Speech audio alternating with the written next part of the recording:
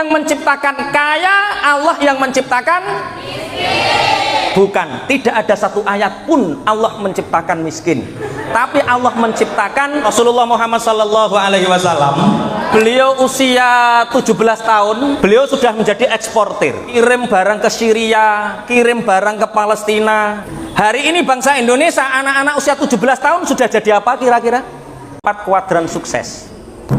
Cuma yang pertama adalah manusia yang pertama ini ada orang yang punya waktu untuk anak, punya waktu untuk istri, kehidupannya dengan istri selalu ada, untuk anak selalu ada, berarti dia punya waktu. Tapi dia tidak punya uang, tidak punya uang. Jenis manusia yang pertama itu dia punya waktu tapi tidak punya uang. Ketika anaknya butuh minta diantar bisa, istrinya minta diantar bisa, tapi sayang dia tidak punya uang. Siapa dia?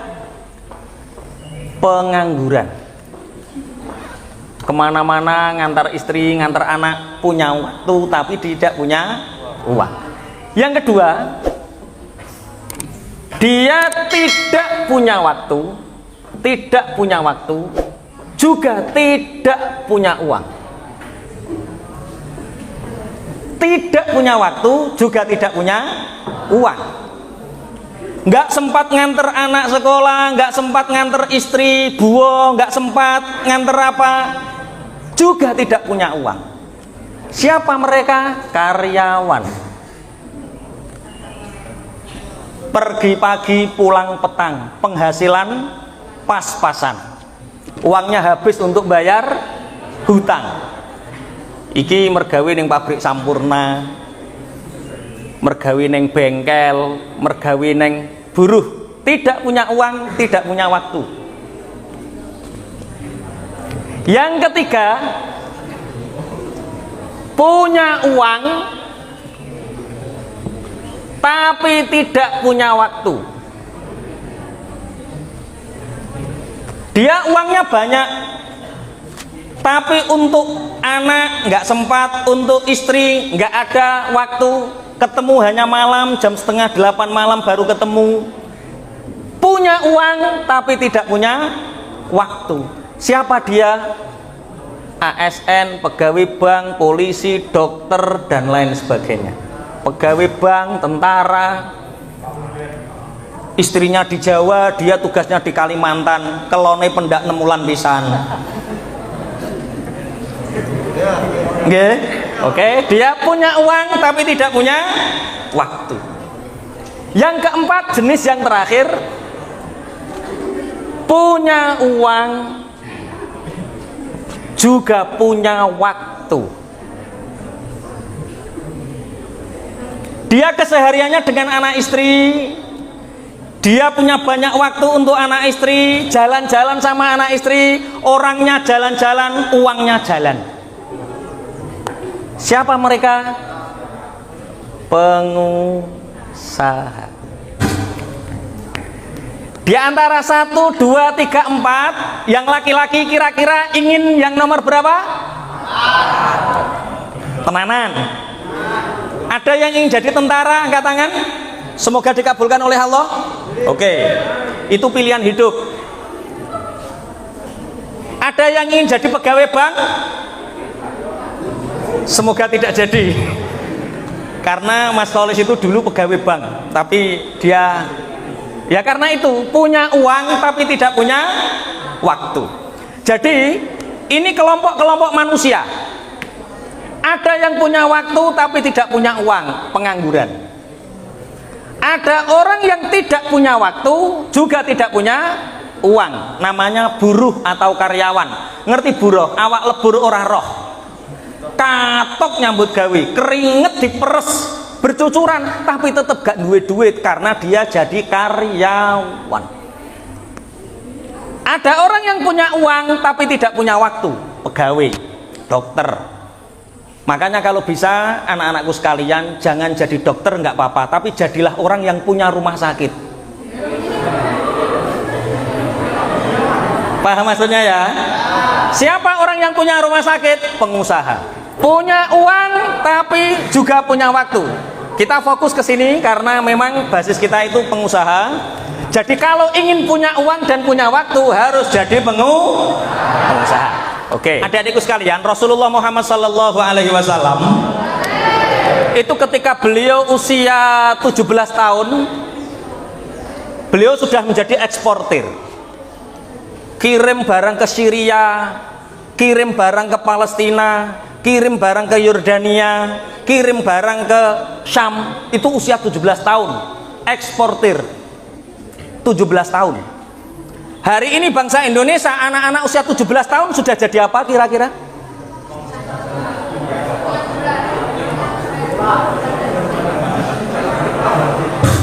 TikToker.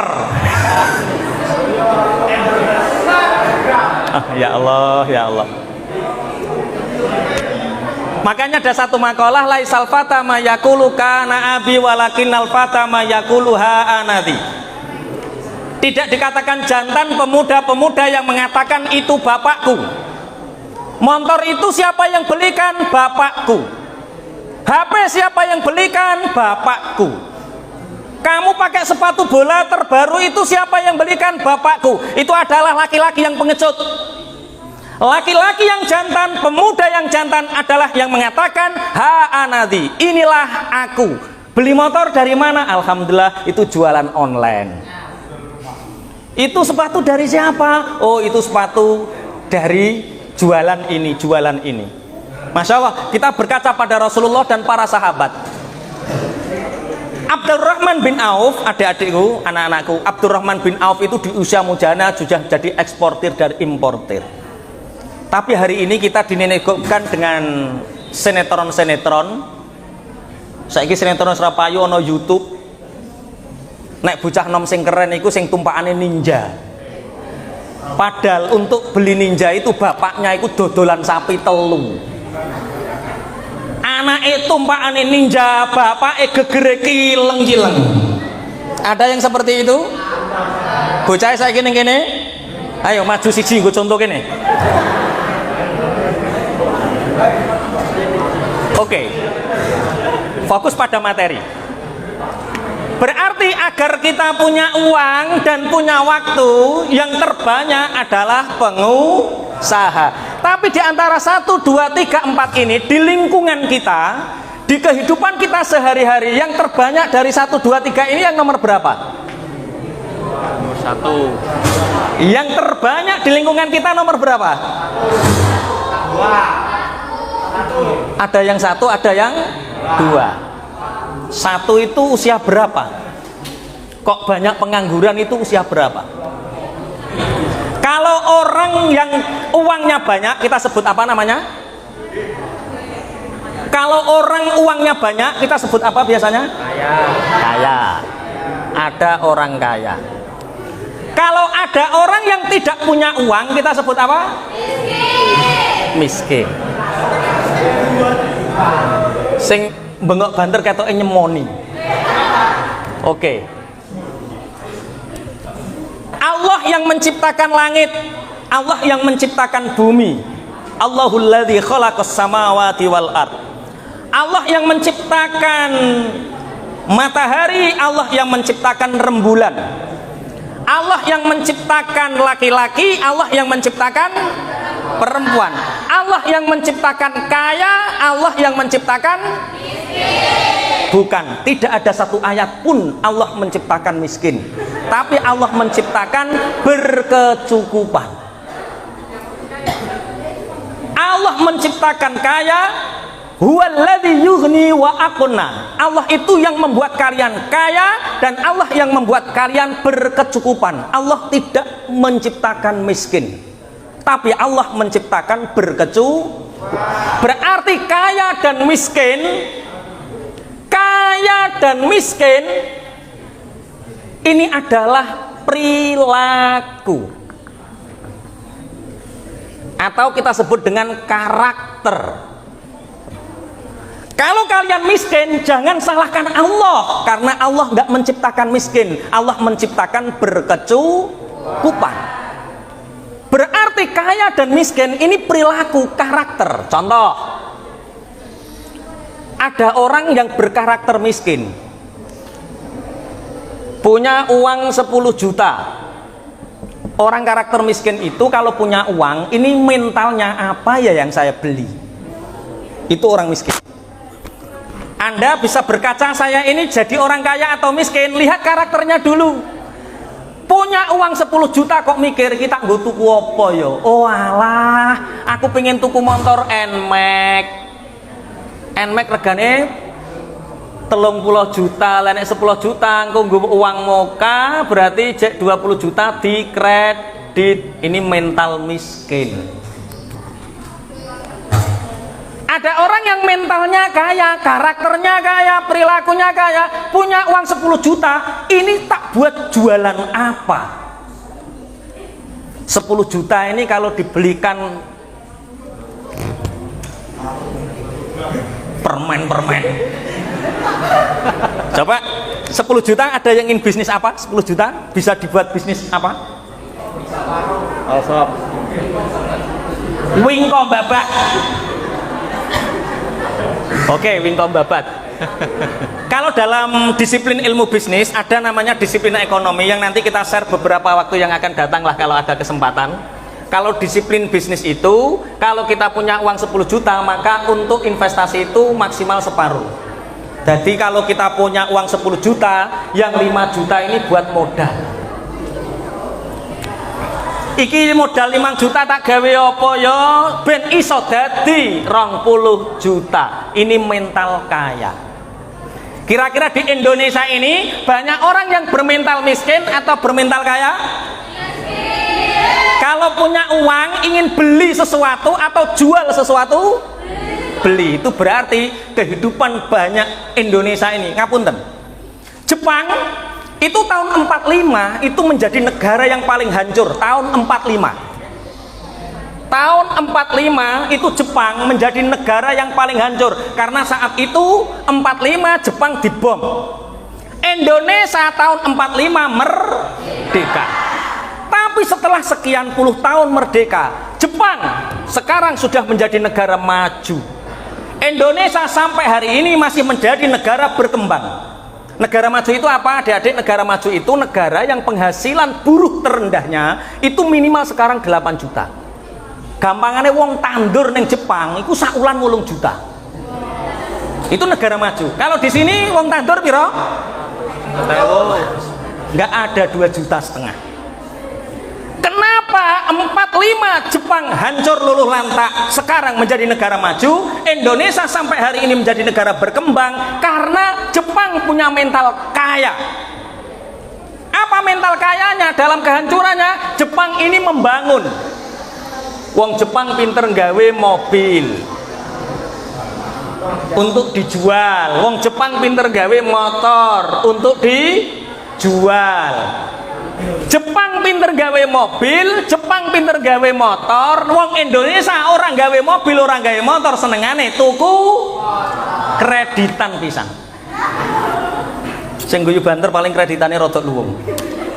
Berarti kaya dan miskin ini terletak pada perilaku dan karakter. Makanya hari ini ayo kita ciptakan karakter kaya di dalam diri kita. Jangan menunggu lama untuk menjadi orang kaya. Oke, karakter. Kemudian berbicara tentang kaya dan miskin, orang kaya kita sebut dengan sukses. Orang sukses itu katanya orang yang kaya. Tapi kalau berbicara rizki, di tengah-tengahnya ini ada rizki, ada dua. Satu ada lapang, dua ada sempit. Kalau lapang ini berkah, kalau sempit ini pecundang. Oke. Ada orang yang kaya, uangnya banyak, tapi kehidupannya sempit. Karo anak muring-muring terus, karo bojo muring-muring terus, jarang ketemu, sekali ketemu tukaran. sholat nggak pernah, kadang-kadang juga pernah tapi bolong-bolong, sedekah juga nggak sempat, itu kaya tapi sempit. Ada yang seperti ini? Dia punya banyak perusahaan, tapi dia nggak punya waktu untuk keluarganya. Dia banyak uang tapi nggak berkah, dia sempit. Tapi ada orang miskin, dia nggak punya uang, tapi punya hati yang lapang.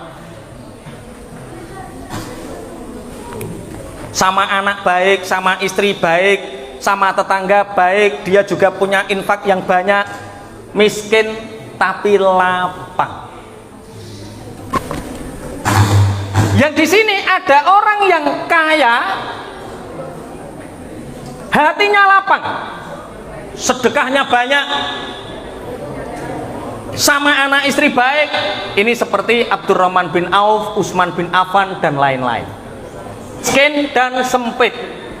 Ada orang itu kehidupannya miskin, nggak punya uang, nggak sholat, nggak sedekah, sama anak istri cengkerean, dia sempit dan miskin. Ini kira-kira adik-adik ingin yang mana kira-kira ini?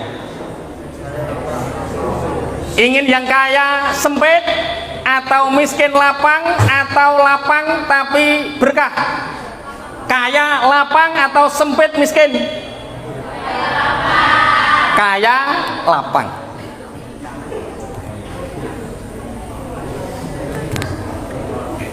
Ini namanya 4 kuadran sukses lah. 4 kuadran sukses ini, kaya dan lapang ini namanya dia sukses, tidak sekedar sukses, tapi sukses juga berkah. Untuk menjadi kaya dan lapang dibutuhkan 3 spiral, 3 sumbu yang harus dibangun. Yang pertama yang harus dibangun adalah leadership, kepemimpinan diri. Yang kedua entrepreneurship, bagaimana cara bermain strategi bisnis. Yang terakhir adalah membangun spiritual. Ada orang itu membentuk leadership, ini namanya kerja keras. Kerja keras itu mengerahkan tenaga, otot, itu kerja keras. Kerja keras ini lempok tok oleh. Dia hanya punya uang sedikit karena dia hanya bisa kerja keras. Tukang becak itu kerja keras, Gojek itu kerja keras, bakul sego goreng, blonjo-blonjo dewe, goreng-goreng dewe, ngedol-ngedoli dewe, mulai kok disuruh karo bojone, itu kerja keras. Uangnya nggak banyak karena dia hanya kerja keras. Yang kedua, ada kerja cerdas. Montir mobil ini kerja keras, duitnya gak iso akeh. Yang duitnya banyak siapa? Yang punya bengkel, sing gak tahu gabul uli. Siapa yang tidak punya, yang tidak gabul uli, yang punya bengkel, dia pakai kerja cerdas. Contoh kerja cerdas itu siapa? Ada yang punya, yang pernah ke Malang, di sana ada Malang Straddle. Ya, siapa yang punya Pak Pra? Ada yang kenal kalau di Lamongan kota, ada yang kenal ayam rekoso? Tidak, itu Mas Fatur. 3 cabang padahal, berarti rodok desa ya kene ya. Neng Lamongan ado, neng Bojonegoro ado. Dia punya banyak cabang restoran, tapi dia nggak pernah di situ. Dia hanya pakai otaknya untuk kerja, namanya kerja cerdas. Soto Asih Jaya itu yang punya namanya Dr. Aziz. Itu teman akrab saya. Itu beliau pekerjaannya hanya di rumah sakit Puskesmas Pucuk, kerjanya di sana, tapi dia punya beberapa perusahaan. Dia tidak menggunakan tenaganya untuk bekerja, dia menggunakan tenaganya untuk beribadah, tapi dia menggunakan otaknya untuk bekerja, sehingga orang yang kerja cerdas ini uangnya lebih banyak. Yang nomor 3, kerja beruntung atau kerja ikhlas. Dia nggak terlalu banyak kerja keras, dia nggak punya kerja cerdas, tapi dia punya keberuntungan banyak karena punya nilai spiritual yang tinggi. Saya termasuk pakai kerja ikhlas ini. Saya untuk ngecek karyawan yang jumlahnya sekian ratus misalkan, itu nggak perlu ke lapangan karena sudah ada tim. Allah menemukan saya dengan orang-orang hebat yang bisa kerja keras dan bisa kerja cerdas. Akhirnya saya dapat keberuntungan itu lewat kerja ikhlas. Kerja keras dengan tenaga, kerja cerdas dengan otak, kerja ikhlas dengan pendekatan diri kepada Allah yang disebut dengan spiritual. Makanya untuk mencapai kaya dan lapang, 3 sumbu ini harus ditumbuhkan, yaitu sumbu leadership, kepemimpinan diri, sumbu entrepreneurship agar kita mengetahui strategi kerja, yang ketiga adalah sumbu spiritualnya. Leadership ini begini, ada beberapa tahapan disiplin. Contoh disiplin muslim, ini leadership. Bagaimana sholatmu? Sholatnya bolong-bolong, berarti nanti rezekimu juga bolong-bolong. Bagaimana hubunganmu dengan orang tua? Baik, maka Allah akan memberikan banyak kebaikan. Kalau hubunganmu dengan orang tua nggak baik, berarti rezekimu akan dipersempit oleh Allah. Duyikal aish. Nah, itu namanya leadership. Berarti perusahaan itu tidak tergantung bagaimana cara bermainnya, tapi melihat siapa yang punya. Oke, berarti ada apa? Yang dibangun adalah kepemimpinan diri, entrepreneurship, dan spiritualnya. Indonesia hari ini ilmu entrepreneurship jarang diajarkan. Sejak penjajahan-penjajah Belanda dulu, Belanda itu padahal di Eropa itu menjadi negara paling terbelakang peradabannya. Mbah piye kok iso njajah Indonesia? Sehingga dengan peradaban di Indonesia ini, mulai UMKM sampai masyarakat umum rata-rata gak diajari entrepreneurship, tapi diajari jadi buruh. Pelatihan jahit, wong dikongkon jahit. Pelatihan gawe ngene dikongkon. Hidupnya dicetak untuk menjadi buruh. Makanya untuk menjadi kaya lapang syaratnya harus apa? Menumbuhkan entrepreneurship. Bagaimana cara bermain bisnis, bukan cara membuat. Dikongkon gawe kopiah. Opo? Ora diulang carane adol. Digawe singkong ngene. Diberikan banyak ide-ide, tapi mereka nggak diajari entrepreneurship, tidak ditumbuhkan, itu percuma karena mereka tetap akan menjadi buruh. Oke, untuk menjadi lapang yang ditumbuhkan adalah leadershipnya, entrepreneurshipnya, dan spiritualnya.